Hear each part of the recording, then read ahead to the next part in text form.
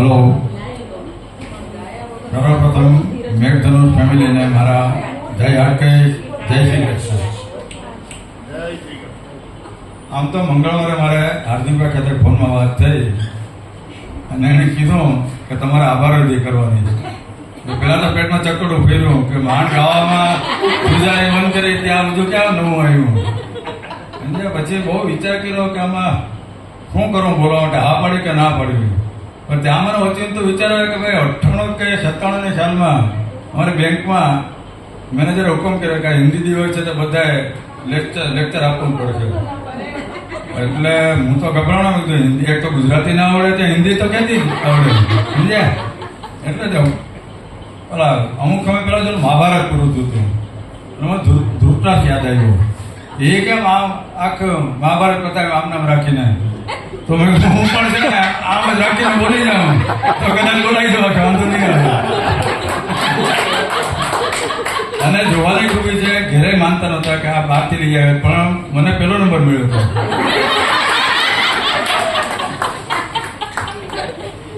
એટલે પછી થયું કે ના ભાઈ ત્યારે બોલ્યો હતો અને 68 ઓલું થયું તો ટ્રાય તો કરી છે. અને અમુક વાર પછી આ ભૌતિકોને ખ્યાલ છે કે એવા માણસનું આપણે બીજે ખબર પડે કે કાલે એને સ્પીચ આપી, આપણને થાય કે આ પડખે બેઠો હોય અને શું બોલે છે ખબર ન પડે અને એ સ્પીચ આપી જાય. તો મારે તો આમાં તો કેમ પાછળ પડવું, એટલે થોડી કિંમત એ કેળવી હતી. અને ગાવા માટે તમે જોઈ શક્યા છો તો પ્રણ ઘણી એટલે જે ધ્રુવતા આમ થતું એ તો બધું ગયું છે. એ માટે કોરોના કાળ મને કામ લઈ ગયો, કારણ કે આ પૂરું જનગણમન ન ગાય એ ગાવા માંડ્યા કીધું. એટલે બધા આ બધા જો કરે તો ગાવામાં મને શું કામ બીક લાગે, આપણે એટલું તો ખરાબ નથી ગાતા મેં કીધું. એટલે પછી કીધું હિંમત કરી નાખીએ ને હવે બોલી જ નાખીએ ને બીજો આ પરિવાર જ છે. અને કદાચ હું બોલું કઈ ખબર ન પડે તો ભૂમિધરાને પૂછજો શું કહેવા માંગતા છે. એટલે આ બધું નક્કી કરીને બોલવા નક્કી કર્યો. આપણે આભારજી તરફ વધ્યા, લાંબી વાત કરવા કરતા સૌ પ્રથમ આપણે કોઈ પણ આયોજન કરવું હોય ત્યારે પેપર વર્ક કરવું પડે અને એ લાંબા ગાળાનો બધી પ્રોસિજર છે.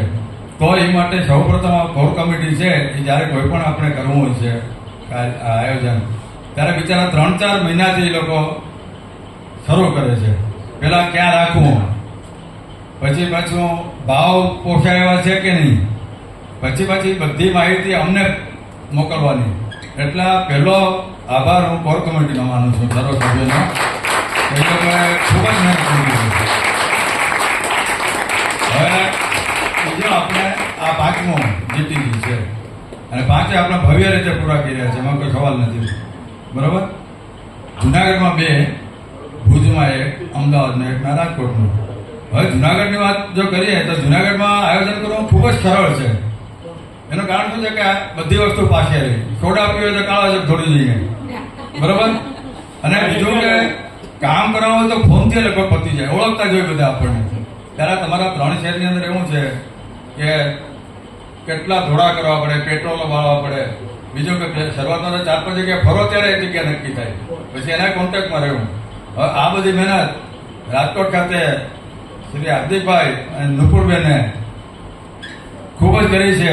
એ માટે હું આપણા તરફથી એનો ખૂબ ખૂબ આભાર માનું છું. અને એ પછી બીજી વાત કરીએ તો આપણે લગભગ 71 ગીત થયા. હવે 71 ગીતના ટ્રેકને ફિટ કરવા એ તો બહુ સમય માગી લે છે. આવી વ્યસ્ત જિંદગીની અંદર રાહુલભાઈ અને હાર્દિકભાઈ પોતાનો સમય ફાળવી અને આ જે ભગીરથ પ્રવૃત્તિ છે કરી છે કે આટલા બધા ટ્રેક ગોઠવીને ચલાવે, એ માટે આપણા તરફથી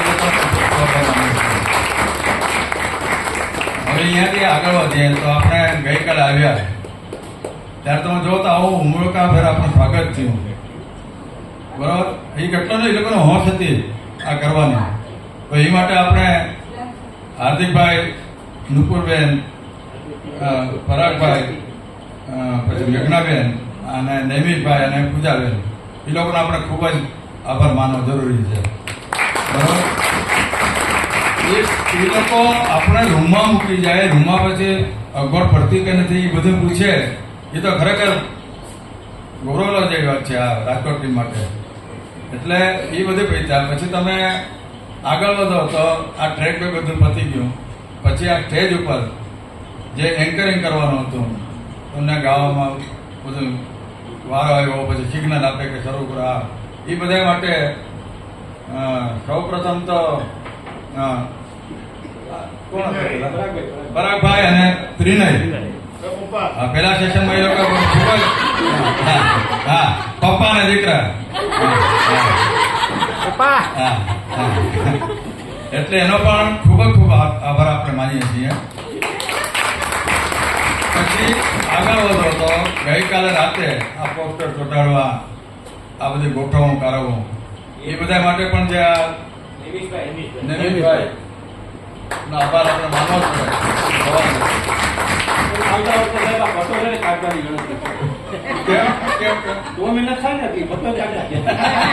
બરોબર.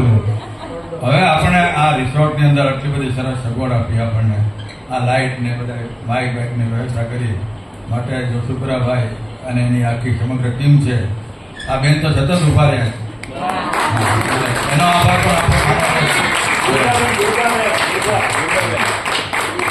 હવે આ બધું થયું એની પાછળ જોવો તો તમે લોકો ના આવ્યા તો થાતે જ ક્યાંથી?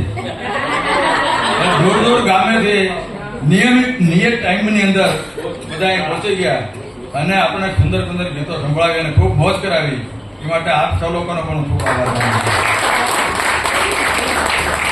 અંતમાં જોઈએ તો જેમાં સ્વાગત થયું એમ એક ગીત ગાયું નથી છતાં 71 ગીત લગભગ 4-5 છોકરાઓ થઈને 4-5 જણા સાંભળે 71 ગીત એટલે એ લોકોનો આભાર તો માનું છું.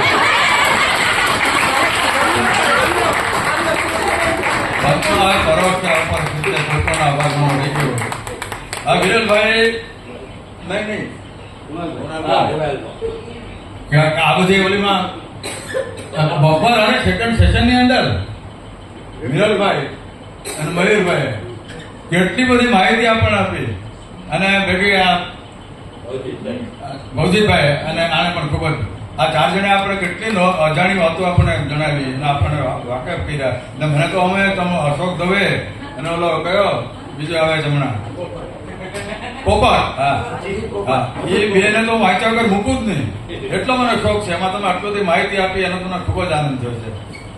અને ભૌજીતભાઈ કેટલી મને તો આટલો ભેગા હતા છતાં આટલો બધો ખ્યાલ નથી ને કેટલી વાત કરી આપણને. અહીંથી રેકોર્ડિંગ કર્યું, યુટ્યુબમાં પણ બધું ચડાવે